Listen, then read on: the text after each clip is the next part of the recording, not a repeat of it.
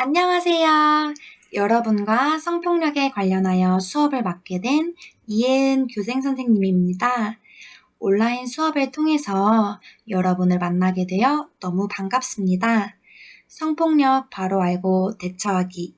지금부터 시작하겠습니다. 목차는 크게 학습 목표, 성폭력이란 도전 골든벨로 구성되어 있습니다.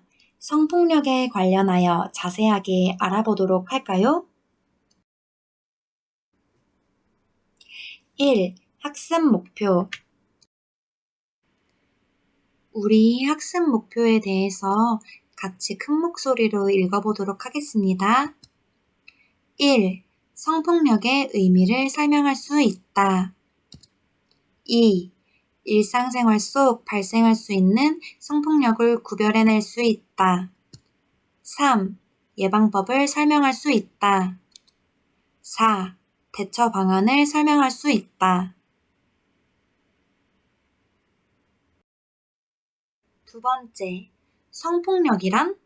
이 큰 제목을 가지고 성폭력의 정의, 성폭력에 관한 지식, 성폭력 유형, 성폭력 실태, 또래 성폭력, 디지털 성폭력, 예방법 및 대처 방안, 이러한 작은 제목을 가지고 성폭력에 대해 보다 자세하게 알아보도록 하겠습니다.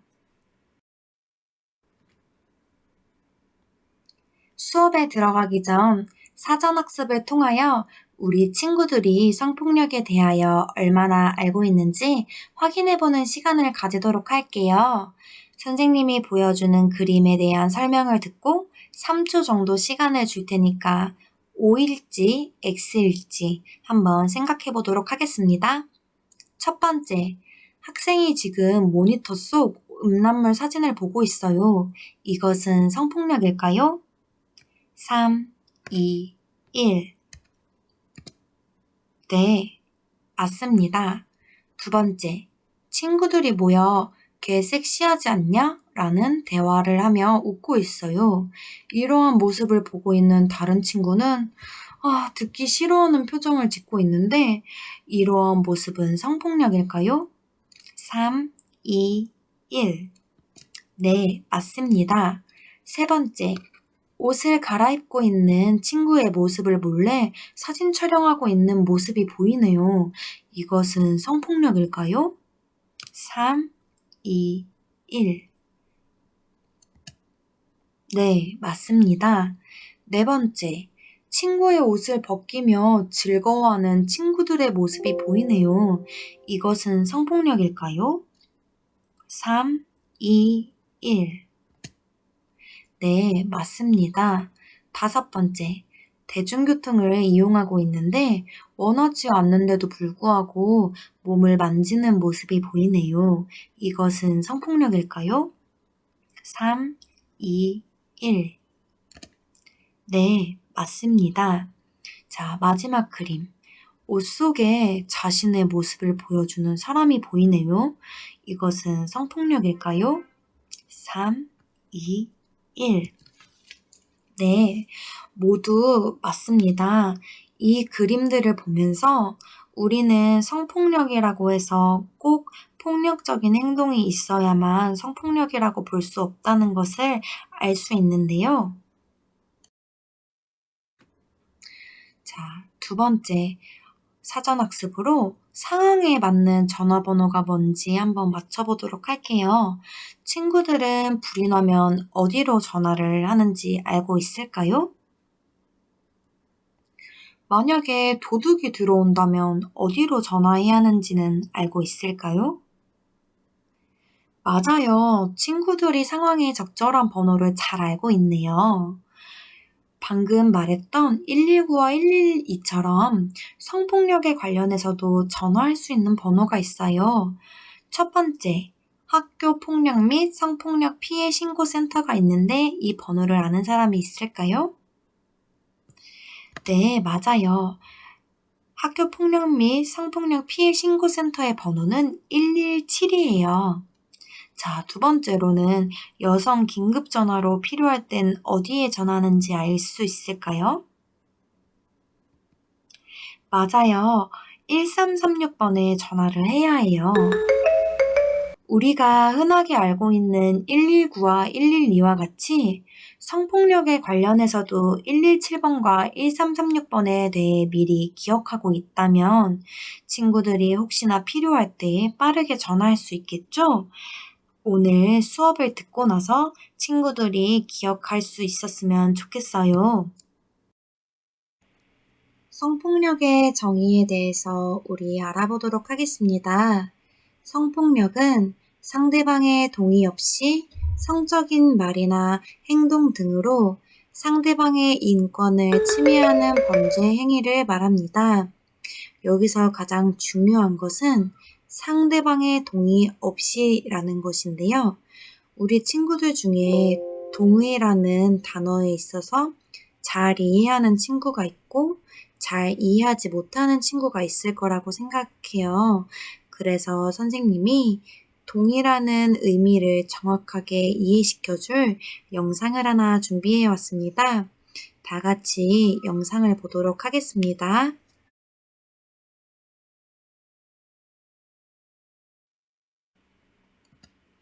첫 번째, 성폭력은 낯선 사람에 의해 발생한다.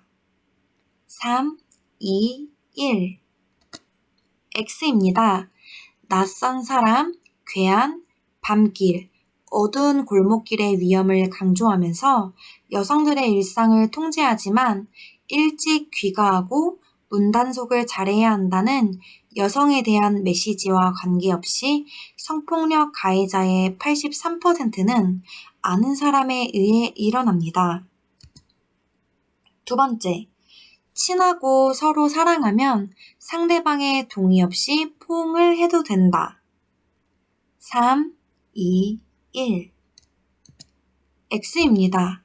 성폭력은 동의 없이 성적인 말이나 행동 등으로 상대방의 인권을 침해하는 행위이기 때문에 동의 없는 포옹은 성폭력에 해당합니다. 세 번째, 성폭력 가해자는 정신 이상자이다. 3, 2, 1. 네, 틀렸습니다. 사회적으로 크게 이슈가 되는 성폭력 사건이 발생할 때마다 가해자의 정신 이상 문제가 자주 언급되는 것은 이렇게 대부분의 성폭력이 일상에서 일상적인 사람으로부터 발생하는 현실을 감추게 됩니다. 성폭력의 문제의 정확한 진단을 가로막고 있는 사회적 통념 중 하나입니다. 여기서 사회적 통념이란 그 사회에 일반적으로 통하는 개념을 말합니다. 넷째, 여자들의 야한 옷차림은 성폭력을 유발한다. 3, 2, 1. 네, 이것도 틀렸습니다. 피해자가 어떠했기 때문에 그 일이 발생했다는 것은 책임을 피해자에게 돌리고 가해를 정당화합니다. 다른 범죄에는 이러한 통념이 없는 것에 비해 성폭력적인 행동이 그동안 자연스러운 남성의 성적인 행동이라고 여겨져 왔다는 것을 알 수 있습니다. 세 번째, 성폭력 유형. 자, 친구들, 지금 선생님이 보여준 그림을 자세히 보고 있나요? 그림만 봐도 성폭력의 유형이 다양하다는 것을 알 수 있죠? 성폭력은 첫째, 성폭행뿐만 아니라 상대방에게 수치심과 분노, 불쾌감을 유발하는 것. 둘째, 상대방의 인격을 침해하는 음란한 눈짓, 말, 신체 접촉 등을 하는 것을 말하며 성희롱, 성추행, 성기 노출, 음란 메시지. 여기에서 음란 메시지는 카톡을 말하고요. 스토킹, 인신매매를 비롯하여 인터넷 등 통신 매체를 통한 음란 동영상, 사진 유포, 카메라를 이용한 촬영 등도 포함됩니다. 선생님과 함께 도표를 보고 성폭력 실태에 대해서 자세히 알아보도록 하겠습니다. 첫 번째, 성폭력 피해자의 연령별 분포를 보면 성인이 66.1%, 그리고 그 다음으로 청소년이 17.2%로 두 번째로 높은 수치를 보이고 있습니다. 두 번째, 피해 유형을 보면 40.5%로 성추행이 가장 많이 차지하고 있는 것을 알 수 있습니다. 셋째, 청소년의 가해자의 가해 대상은 청소년이 47.5%로 가장 높은 것을 보고 또래 성폭력이 가장 많은 비중을 차지하고 있음을 알 수 있습니다. 넷째, 성폭력 피해자와 가해자의 관계를 보면 83.2%로 그 비율로 가해자가 대부분 지인이라는 것을 알 수 있습니다. 이러한 모든 통계를 통해서 일상생활 속에서 성폭력이 많이 일어나고 있다는 것을 알 수 있죠. 아는 사람에 의한 성폭력이 많음을 기억하도록 해요.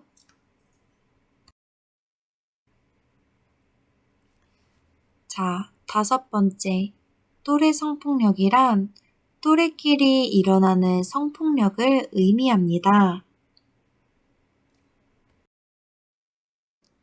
선생님과 함께 또래 성폭력이 우리 일상생활에서 얼마나 발생하고 있는지 알아보도록 할까요?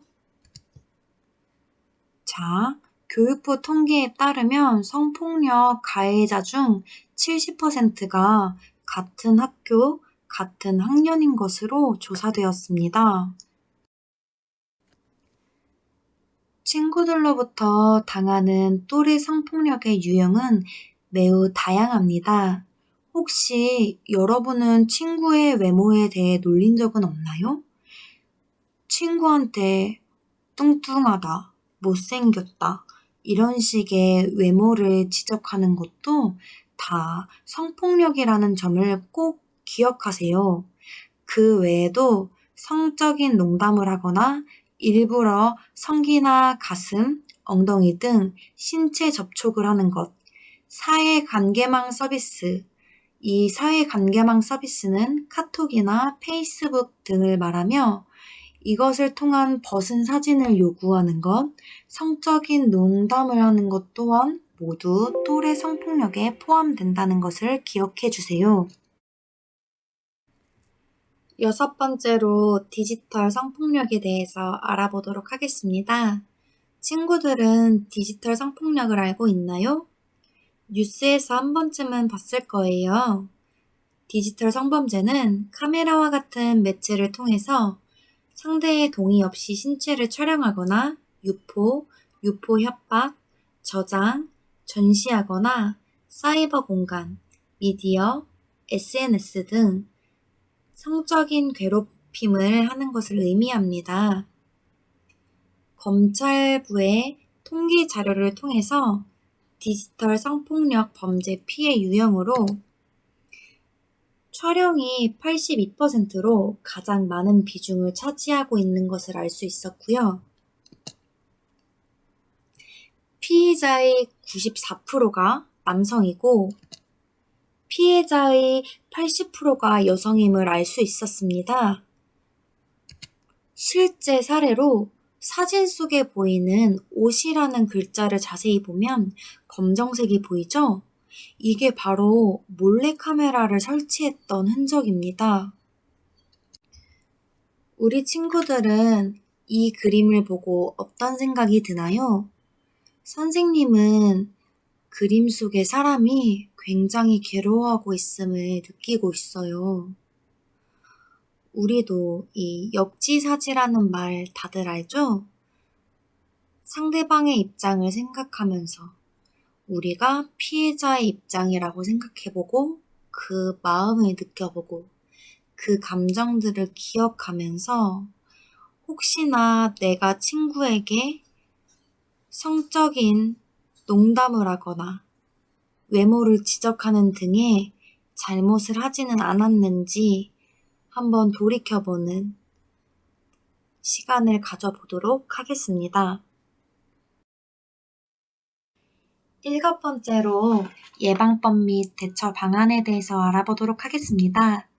첫 번째, 성폭력 예방 지침을 알아볼 건데요.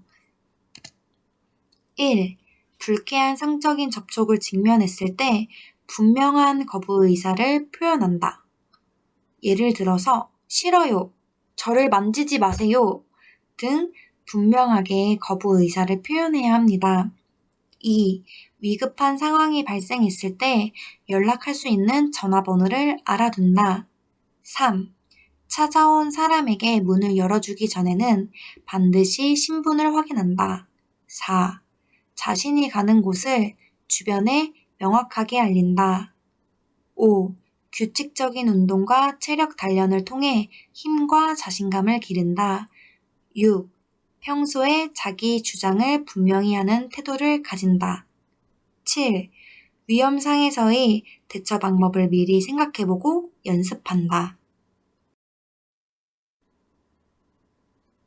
둘째, 또래 성폭력의 예방법을 알아볼게요. 1. 친구의 의견을 존중하는 태도를 가진다. 2. 행동하기 전에 내가 당한다면 어떤 기분이 들까 생각해본다. 3. 평소에 자신의 생각과 느낌을 정확하게 표현한다. 좋아요, 싫어요, 확실하게 표현하는 것이 중요합니다. 4. 원치 않는 접촉이나 상황을 직면했을 때는 분명하게 거부 의사를 말과 표정으로 나타내도록 한다. 5. 성폭력에 민감하게 반응하고 예방법을 익혀두기. 6. 성적인 농담이나 놀이, 불필요한 신체 접촉을 주의하기. 세 번째, 또래 성폭력의 대처 방안에 대해서 알아보도록 하겠습니다. 1. 선생님이나 부모님에게 말씀드린다. 2. 내가 당하지 않더라도 방관자가 되지 않도록 한다. 3. 또래 성폭력 상황을 보게 되면 선생님께 말씀드려 도와주도록 한다. 4. 학교 내 성희롱, 성폭력 상담 창구를 이용한다. 이것은 보건실, 그리고 상담실 등을 통해서 이용할 수 있습니다. 네 번째, 또래 성폭력의 가해자가 되지 않으려면 1. 상대방의 동의 없이 신체 접촉을 하지 않는다. 2. 남자라서 혹은 여자라서 이러한 내용으로 강요하지 않는다. 3. 성폭력 상황에 동조하지 않는다. 4. 모르고 한 행동이라도 잘못했다면 반드시 사과한다. 5. 싫다고 말하지 않아도 분위기로 친구를 살펴야 한다. 벌써 학습 마무리할 시간이 되었네요. 우리 친구들 오늘 수업을 통해서 성폭력에 대해 자세히 알아보는 유익한 시간이 되었나요? 선생님이 오늘 친구들과 하는 수업이 처음이어서 많이 떨렸어요. 우리 친구들이 즐겁게 수업을 들어줬으면 하는 마음으로 열심히 준비했는데 이 수업을 통해서 우리 친구들이 많은 것들을 얻고 도움이 많이 되었으면 좋겠어요. 오늘 수업을 통해 잘 들었는지, 제대로 학습이 되었는지 간단한 질문을 통하여 확인하도록 하겠습니다. 도전 골든벨 성폭력 OX 퀴즈를 시작하도록 하겠습니다. 우리 친구들이 선생님이랑 온라인 수업 말고 직접 학교에서 만나서 수업을 했더라면 이렇게 설문지를 통한 퀴즈를 하지 않고 친구들이 직접 참여를 해서 상품도 타가는 즐거운 시간이 있었을 텐데 그렇게 하지 못해서 너무나 아쉬워요. 하지만 친구들이 적극적으로 설문지를 참여해줬으면 너무나 좋겠고요. 다음 주에는 직접 만나서 수업을 하게 될 테니까 이번 주 온라인 수업 설문지도 잘 참여해주세요. 이제부터 시작하겠습니다. 1번 학교 여성 폭력 및 성매매 피해 신고 센터 번호는 117이다. 맞으면 O, 아니면 X. 2번. 성범죄 신고된 사례 80%가 아는 사람에 의해 발생된다. 맞으면 O, 아니면 X.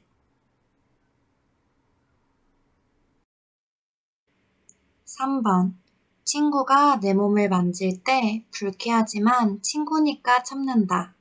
맞으면 O, 아니면 X.